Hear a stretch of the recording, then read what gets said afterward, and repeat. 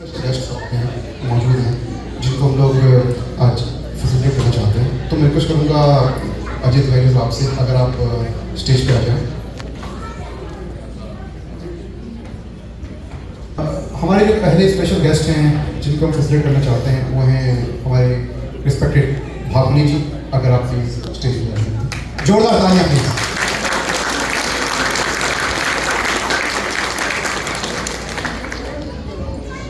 तो ये मेरे लिए बहुत गर्व की बात है कि मुझे भाकुनी जी जो हमारे फादर फिगर जैसे हैं सारों के लिए और one of the biggest strongest supporter of Una, इनको अप्रिशिएट कर रही हैं।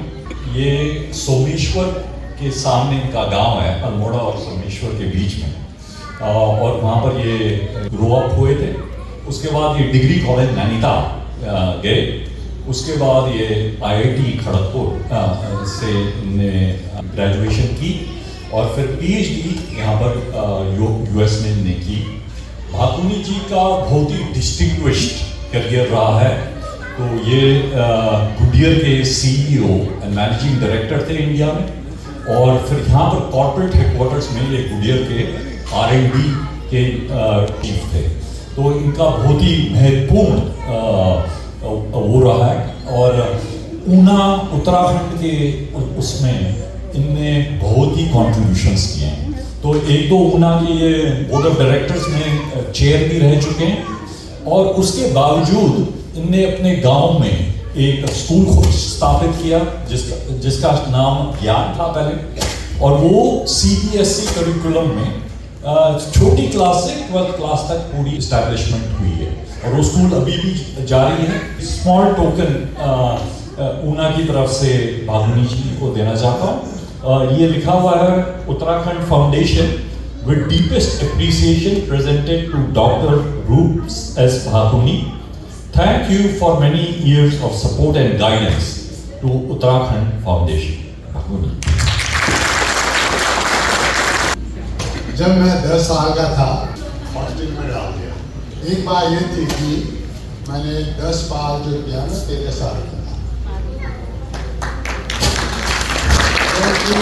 तो हमारे बगल में उत्तम सिंह जी बोला थे, उनकी हमको याद आती है। तो 4 साल का था तो हमारी ईजा आई, ईजा की चली गई। तो मैं रोज रोता था। तो वो हमारे दादी लोग बगल में, क्योंकि उनकी वाइफ थी, उनके साथ आ गया। तो उनको मनाया गया। तो उत्तम सिंह जी हमको विजिट करने के लिए और लिखो पहाड़े लिखो। तो मैं 6 साल का था, उन्हें पिताजी कहा रहे तो लड़का तो बहुत तेज है, इसको और में और तो 2 पर रखो। इसके बाद फिर 2 के बाद 4 पर रखो। एनीवे, तो जब मैं हॉस्टल में था तो वहाँ पर वो कहने वाला नहीं, कुछ लिखने वाला नहीं। खुद सब खेलो, क्रिकेट खेलो, हॉकी खेलो, फुटबॉल खेलो, वॉलीबॉल खेलो। तो 10 जबकि मैं क्लास में हमेशा फर्स्ट और सेकंड आता था। तो 10th में ये बात किसी को मालूम हुई है, बोर्ड एग्जाम में मेरे 45% थे, सेकेंड डिवीजन। तो उससे मुझे मालूम हुआ नहीं। इसी को आगे बढ़ते बढ़ते मैं इंटरमीडिएट में, मेरे बाद UP बोर्ड में मैं फेल हुआ। तो फेल हो गया। तो पिताजी आए, उनको चला तो की बात नहीं, तो आई मैं से 53 की बात। तो आई वॉज 15 ईयर ओल्ड। तो उस बार हम एक जो हमारा जिसमें हमारे जिंदगी में काम किया, वो शरद मिश्रा जी थे, वो भी गाँव के अभी। हाँ, तो शरद ने कहा तो रूप सिंह तो पढ़ता क्यों नहीं है? तो मैंने मिश्रा जी बढ़ाइए कैसे पढ़ना है। उन्होंने कहा ये टेक्स्ट बुक है, उसको कवर टू कवर पढ़ो और डेली होमवर्क करो। तो मैं जब फेल हुआ था मैं 12 में, तो वो मैथ्स में। तो उसके बाद हमें आती है, तो मैंने कहा आप उनका डेली जो होमवर्क है वो डेली करना चाहिए, खासकर मैथ, फिजिक्स और जो लैब वर्क होता है। तो उसके बाद मैंने जब मेहनत की तो 54 में क्लास में मेरा सेकंड पोजीशन की, सब में फर्स्ट मार्क। तो दूसरे साल भी रिजल्ट आया, मेरा नाम नहीं है। तो हमारे भजोरी जी थे, उन्हें क्या है तेरी सेकेंड पोजीशन थी तो तू पास क्यों नहीं हुआ। उसके बाद हमें कुछ कहना नहीं आया कि one of the worst time my life was कि क्या हुआ। तो पिताजी कहते थे कि भगवान जो करता है वो भलाई के लिए करता है, इसलिए हमें एक साल फेल हुआ, अब फिर फेल हो रहा हूँ मैं। एनीवे उसको शॉर्ट स्टोरी लॉन्ग, तो उसके बाद मेरा इंग्लिश में सप्लीमेंट्री आया।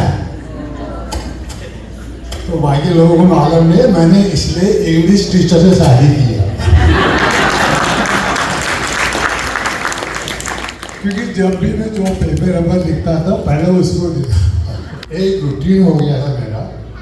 तो उसके बाद मैं सप्लीमेंट्री, डॉक्टर पंच जी था हमारे, फिजिक्स में पढ़ाते थे नैनीताल में।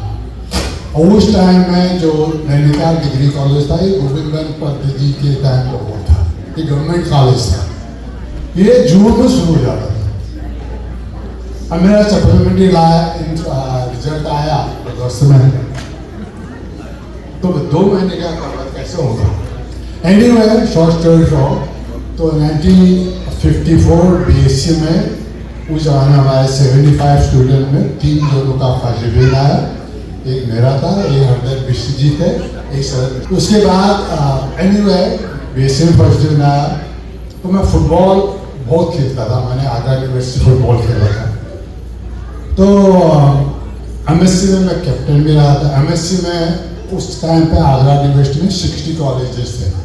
60 कॉलेज में MSc में मेरी पोजीशन आ गई। देन वो हरसिन सामन के हमारे पितौरा थे, उनकी शादी हो गई थी, तो वो 15 साल के थे, अभी भी जिंदा है सामन जी। तो MSc करने के बाद रोज नैनीताल में जाएंगे, अखबार लिखेंगे। उनको जॉब चाहिए था, तो मेरा रूप से देखो ये IIT खड़गपुर है, वहाँ में एक MTech हाइपरनॉमर और कंप्यूटर टेक्नोलॉजी में खुल रहा है, उसको उनको MSc फर्स्ट डिवीजन वाले चाहिए जो अप्लाई करें। तो हमारे उस समय एक प्रोफेसर थे पांडे जी, रघुवर पांडे जी, उनकी लड़की है यहाँ पूर्णिमा ही डॉक्टर है, वो TTDC में। तो अप्लाई कर दिया। तो मैं जब इंटरव्यू में गया तो सब टॉपर थे। एक बात ये थी कि बंगाल में फुटबॉल जो होता है वो भगवान के बाद दूसरा नंबर फुटबॉल का होता था उस टाइम, मोहन बगान ईस्ट बंगाल में। एनीवे तो इंटरव्यू में हमारे जो एक गुप्ता जी वहाँ से होते हो, उन्होंने देखा कि फुटबॉल कैप्टन रहा है, मेरिट लिस्ट में कैसे आ गया, इसलिए कुछ चालबाजी की होगी। तो उन्होंने कहा कि how are you able to get merit list MBA captain MBA in university. तो आई स्पोक वेरी इंस्टेंटेनियसली। हम लोग 7 लोग साथ में रहते थे पहाड़ के ही। हमने एक नौकर रखा था, खाना बनाते थे यहाँ। मैं कहा मैं सुबह 3 बजे उठता था, सब फिजिक्स मैथ और केमिस्ट्री का वो करके वहाँ से हम कपूर लॉज में रहते थे ऊपर, वहाँ से गए 1.5 मील दौड़ के मैं ऊपर नैनीताल जाता था, फिर 1.5 मील वापस आता था। उसके बाद 10 बजे स्कूल किया। तो it came so instantaneously, I think that was the reason I got admission in IIT Kharagpur. Anyway तो बाकी मैं टाइम नहीं लेकर ये कहता हूँ कि जो हमें यही होता है कि वो विजय शर्मा का लड़की के मुझे बहुत याद आएगी कि आई वॉज सो सरप्राइज कि ऑटिज्म होने के बाद व्हाट एन एनर्जी डिस्प्ले। तो कभी भी डोंट गिव अप, ये पहाड़ी